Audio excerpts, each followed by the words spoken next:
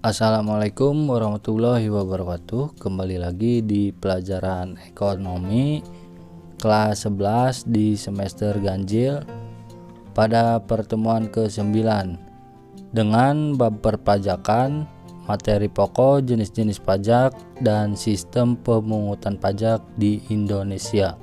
Sebelum kita melanjutkan materi pertemuan kemarin, Bapak ingatkan agar kalian mempersiapkan terlebih dahulu buku dan alat tulis, serta Bapak harap kalian dapat menyimak video ini sampai akhir agar informasi yang kalian terima tidak setengah-setengah. Jenis pajak banyak ragamnya. Keragaman ini tergantung dari sisi mana kita melihatnya.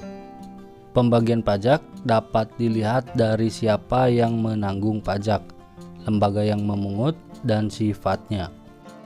Yang pertama akan kita bahas tentang pihak yang menanggung pajak.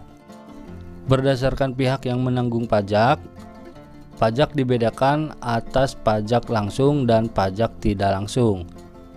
Yang pertama, pajak langsung atau direct tax. Pajak langsung adalah pajak yang dikenakan secara berkala terhadap seseorang atau badan usaha berdasarkan ketetapan pajak. Pajak langsung dipikul sendiri oleh wajib pajak. Contoh pajak langsung adalah pajak penghasilan atau PPh dan pajak bumi dan bangunan atau PBB. Selanjutnya, pajak tidak langsung atau indirect tax. Pajak tidak langsung adalah pajak yang dikenakan atas perbuatan atau peristiwa. Pemungutan pajak itu dipungut tanpa surat ketetapan pajak dan bisa dialihkan pada pihak lain. Contoh pajak tidak langsung adalah pajak pertambahan nilai, pajak penjualan, dan cukai. Pada pajak pertambahan nilai, pajak penjualan, dan cukai, pihak yang memungut adalah perusahaan dan pihak yang menanggung adalah konsumen. Yang kedua adalah lembaga yang memungut pajak. Sementara itu, berdasarkan lembaga pemungut, pajak dibedakan atas pajak negara atau pemerintah pusat dan pajak daerah atau pemerintah daerah. Yang pertama adalah pajak negara.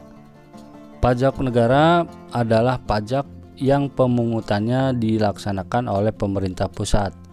Pajak yang termasuk pajak negara adalah pajak penghasilan, pajak pertambahan nilai barang dan jasa, dan pajak penjualan atas barang mewah. Selanjutnya adalah pajak daerah. Pajak daerah adalah pajak yang dipungut oleh pemerintah daerah, baik oleh pemerintah daerah provinsi maupun pemerintah kabupaten atau kota. Pajak daerah digunakan oleh pemerintah daerah untuk membiayai rumah tangganya. Berdasarkan Undang-Undang Nomor 28 Tahun 2009 tentang pajak daerah dan retribusi, daerah jenis pajak provinsi dan kabupaten atau kota adalah sebagai berikut.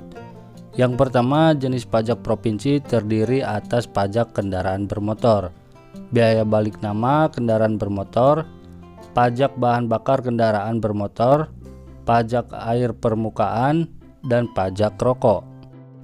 Yang kedua, jenis pajak kabupaten atau kota terdiri atas pajak hotel, pajak restoran, pajak hiburan, pajak reklame, pajak penerangan jalan, pajak mineral bukan logam dan batuan, pajak parkir, pajak air tanah, pajak burung walet, pajak bumi dan bangunan pedesaan dan perkotaan, serta bea perolehan hak atas tanah dan bangunan.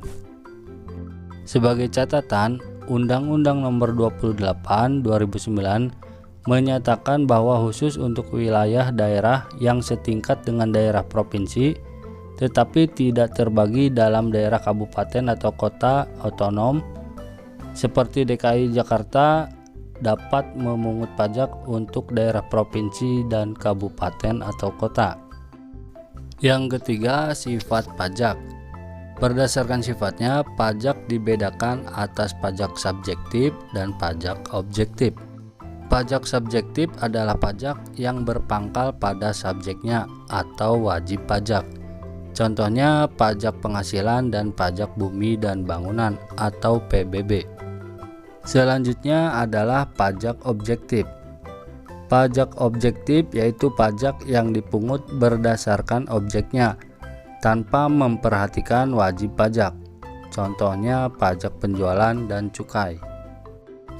Jadi untuk pajak subjektif berpatokan pada subjeknya atau wajib pajaknya.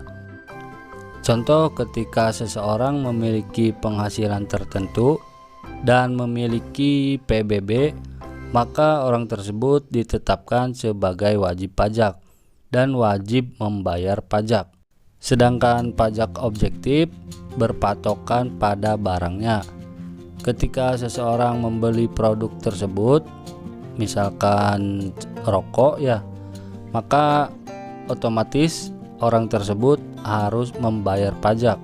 Dan apabila orang tersebut tidak membeli, maka orang tersebut tidak dikenakan pajak. Selanjutnya, F. Sistem pemungutan pajak di Indonesia.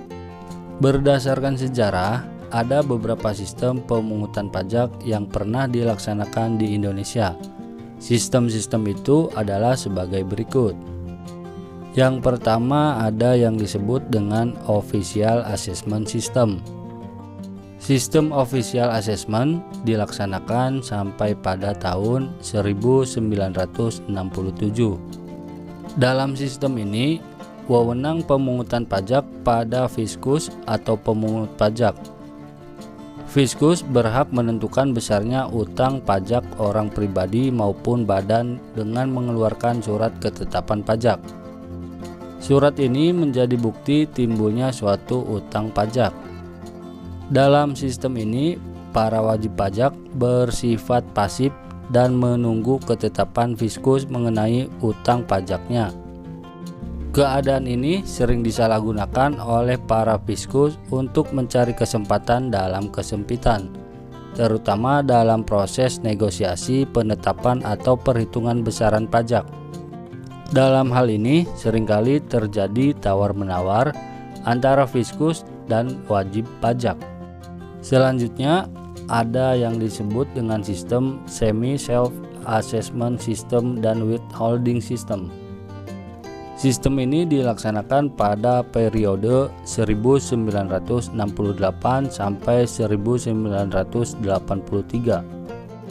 Semi Self Assessment System adalah suatu sistem pemungutan pajak yang pelimpahan wewenang untuk menentukan besarnya pajak yang terutang oleh seseorang berada pada kedua belah pihak, yaitu wajib pajak dan Fiskus.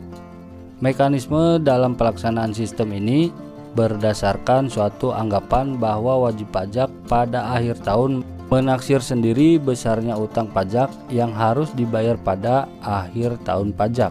Besarnya pajak terutang yang sesungguhnya ditetapkan oleh Fiskus. Di Indonesia, sistem Semi Self Assessment ditetapkan dengan sistem withholding yang pada waktu itu dikenal dengan sebutan tata cara MPS atau menghitung pajak sendiri, dan MPO atau menghitung pajak orang.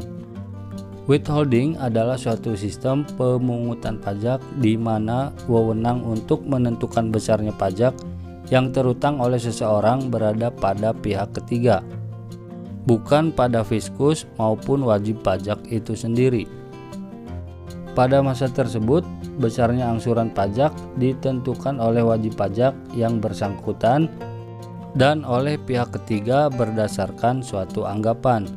Sedangkan besarnya pajak terutang yang sesungguhnya akan ditetapkan kemudian oleh Fiskus. Penetapan sistem ini pada hakikatnya sudah jauh lebih baik daripada sistem pemungutan sebelumnya. Namun di sana-sini masih ditemukan penyelewengan oleh oknum pajak. Misalnya pembayaran pajak atas dasar kompromi. Dan yang terakhir adalah Full Self Assessment System. Sistem ini dilaksanakan efektif pada tahun 1984 atas dasar perombakan perundang-undangan perpajakan pada tahun 1983.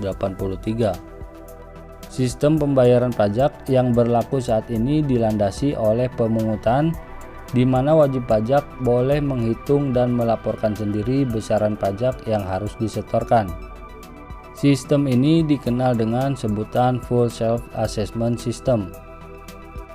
Pengertian ini jelas penekanannya adalah wajib pajak harus menghitung dan melaporkan jumlah pajak terutangnya tanpa campur tangan dari Fiskus. Sistem ini diberlakukan untuk memberikan kepercayaan yang sebesar-besarnya bagi masyarakat guna meningkatkan kesadaran dan peran serta masyarakat dalam menyetorkan pajaknya. Baik, untuk materi kali ini Bapak cukupkan terlebih dahulu karena terkendala oleh durasi video yang terlalu panjang. Tapi sebelum Bapak akhiri, Bapak akan memberikan tugas mandiri yang harus kalian kerjakan. Tugas tersebut adalah kalian harus merangkum atau membuat kesimpulan dari materi yang Bapak sampaikan. Rangkuman tersebut ditulis di buku catatan. Apabila telah selesai, silakan kirim foto rangkuman tersebut ke grup Classroom. Dan jangan lupa selalu Bapak ingatkan untuk kalian dapat menjaga kesehatan serta kebersihan lingkungan. Semoga kita semua dalam keadaan sehat walafiat. Akhir kata Bapak ucapkan wassalamualaikum warahmatullahi wabarakatuh.